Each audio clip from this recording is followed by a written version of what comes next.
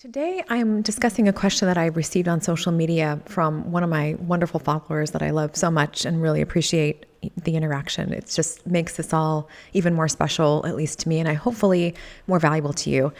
And the question was basically, and hopefully I get this right, was how do you find meaning in your own life, especially after death? And I'm assuming it's a death of a loved one.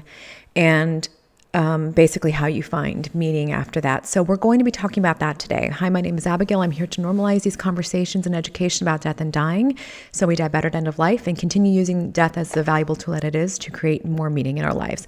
Let's get started. So in this question, which actually is something that I've come into contact with over my years, particularly in hospice and palliative care, and having discussions with people after their loved one has died. And it's a very, very real thing. And it doesn't just have to be the death of somebody to find meaning, but oftentimes it is, especially if you were in a situation where you were caring for that person for quite a while.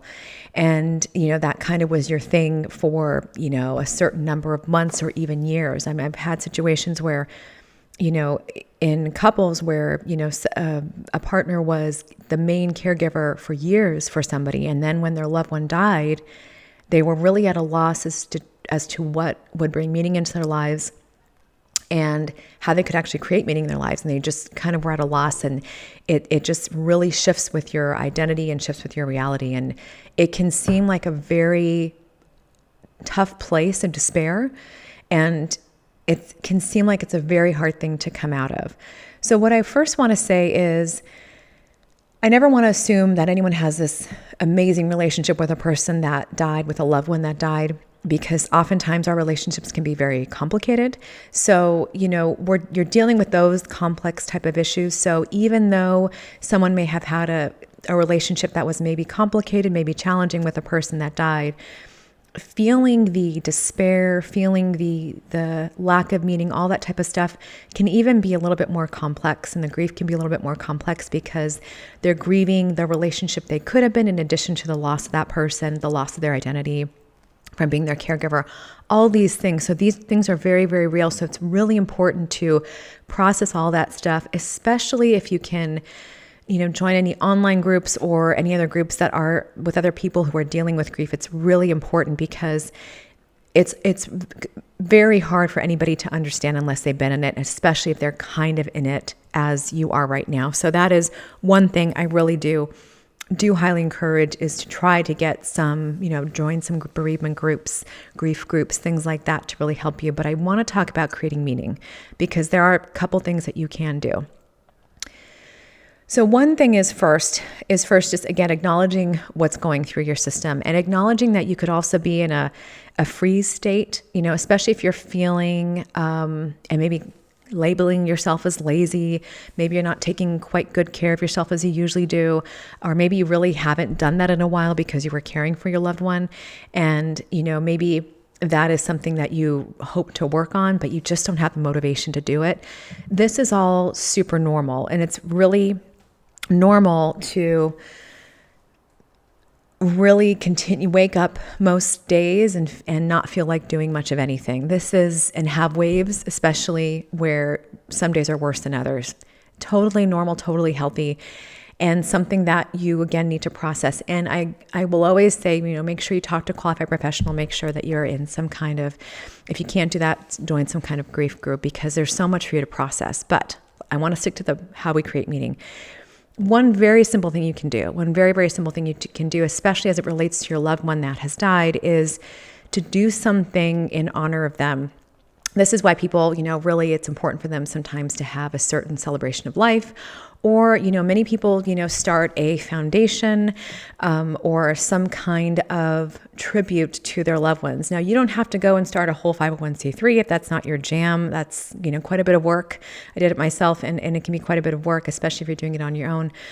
But then you can think about, what did that person die from? And is there a way that maybe you can volunteer with that population, or provide some other type of consolation to other loved ones and other caregivers that are dealing with a similar state or similar situation. And it can be as little as maybe going to a nursing home once a month, or it can be as, as much as you want it to be becoming a volunteer at a hospice company and, working with other patients and other family members, especially with that illness or other end of life type of stuff. Having an opportunity to do some kind of tribute, especially for your loved one, can help you find meaning, not just in your life, but find meaning from the situation, especially that from which you are grieving. And that a lot of times for people, in order to grieve and feel like they are grieving thoroughly, if you will, it seems to help them to do something that is something like kind of an homage to the person that has died, and getting involved either in some volunteer services, or some type of work, some type of something that relates to what their loved one died from, or dealing with or working with other people who are kind of in the similar situation and being that support. And it may not even have to be, with that. You can, if you have a particular liking to animals, taking care of your pet or adopting, an animal who's at a shelter and who really needs a home. And you don't have to go to the shelter and be a volunteer and, take care of a bunch of animals. You can do that if you don't want to take care of one yourself. I did that for years before adopting an animal because I couldn't. Or it could be adopting an animal that's in need, or feeding some of the cats or whatever on the street.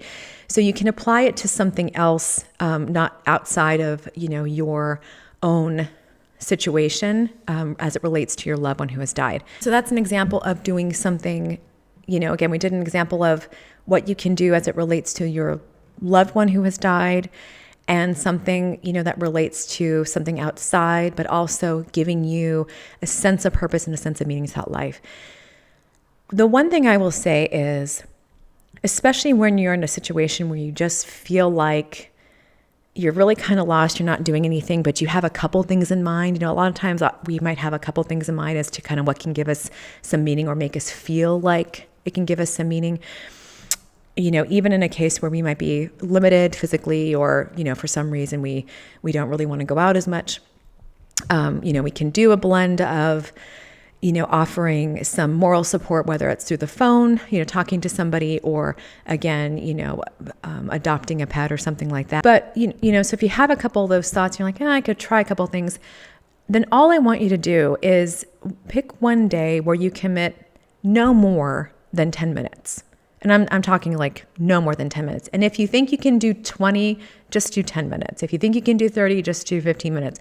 If you think you can only do 10, then just do 5 minutes. But really sign a very small amount of time on one day that is very doable, that that you can stick with. Because oftentimes we're always thinking like we should be doing something. I should be figuring out what I can do to have more meaning in my life and all that kind of stuff. But really, if you're able to and able to just even dedicate 10 minutes to this, then just dedicate 10 minutes. And, take whatever idea or thought that you may have and literally just do that for 10 minutes. And once 10 minutes are up, set your timer on your phone, whatever, the 10 minutes are up, put it away. If you really feel motivated and want to keep going, fine. But then know that after the 10 minutes are up, you can then reschedule another time. It can be next week. It can be tomorrow if you're really feeling it, or it can be later in the day if you feel like you're really kind of getting some mojo going. But just do that. And really what you have to do, because when I've talked about with meeting with several people and then dealing with this myself actually, is you have to start to just kind of do some things. And again, in very small increments of time that are actually doable for you. For me, it was literally 5 minutes at a time, in between my illness stuff. And when you're doing that, you're just going to try different things, and they could be as little as whatever, they can be as big as whatever. Don't think that what you're doing has to have this big, profound impact. You can bring meaning to things and moments with even just your interactions. You can create meaning in your life and in your own purpose by when you go to the grocery store and you compliment the person that's checking you out with something really sincere. Wow, I really appreciate you, just how patient you were with that other person. That's, shows how kind you are. Or, that pin brings out the color in your eyes. Something like that. Or you're walking by just give a random compliment. You can do things like that, and they have bigger impact than you can even realize. And then they have this kind of ripple effect. That person maybe might have a little extra spring in their step after you complimented them, and then they're going to maybe be a little bit more patient with their person that they're going to be interacting with later in the day, for example, or compliment somebody or hold the door open for somebody, something like that. So don't minimize what you're doing ever, especially as you're going through this tough phase and you're really trying to figure out, what the heck am I doing? Why am I even here? What is all this about, right? What is all this about if it's just we're going to die at the end and I don't even know what's afterwards and I just don't know. So normal, so common. So just dedicate, like I said, a very small amount of time on a day on your calendar and start to try little things, but you don't have to have anything structured. If you just want to give, like I said, a compliment to somebody, go give a compliment to somebody. And it doesn't have to be when you're out. You can just write a little letter, whether it's handwritten or text or email, or send someone a message. You can do something like that and make it your purpose, maybe make it your meaning in life to make people happy during this lifetime. We're all going to die, right? We're all going to be dead at the end of this. We're going to have a physical death of our body. I think there's much more after that, but the physical death of our body will happen, which is normal. But maybe while the time that we're here, how can you create more meaning, right? How are we going to create more meaning for, these moments? And so the moments, this is where I think I think that meaning is really imperative, or I think meaning can really be a standout. And this is why I think anybody in the world, you don't have to have followers. You don't even have to be on social media. I'm on social media kind of regretfully, but because I really feel like this information is important and I really want people to be helped out and feel empowered and feel better and more confident about, all this end of life stuff. But you don't even have to be on social media. You can create meaning in moments, and those moments are what make up life, right? They make up the stuff that is life. So even a moment that is a few seconds or a minute with even a total stranger or with a loved one, hopefully, with a pet, with a little animal, a little bee that you remove from some place and put it in a safer place so it can die peacefully, whatever it is, you can create moments and meaning in those situations easily and walk away knowing that you created meaning for that person by simply being kind, simply giving a sincere compliment, giving the dog on the street. Maybe you couldn't adopt him or anything, but maybe you were able to run into the store and just get a cheap can of dog food and put that out. So maybe they have a meal and a full stomach for a little bit more time today. Something like that. I don't want you to minimize these moments because the moments are what create life for everybody.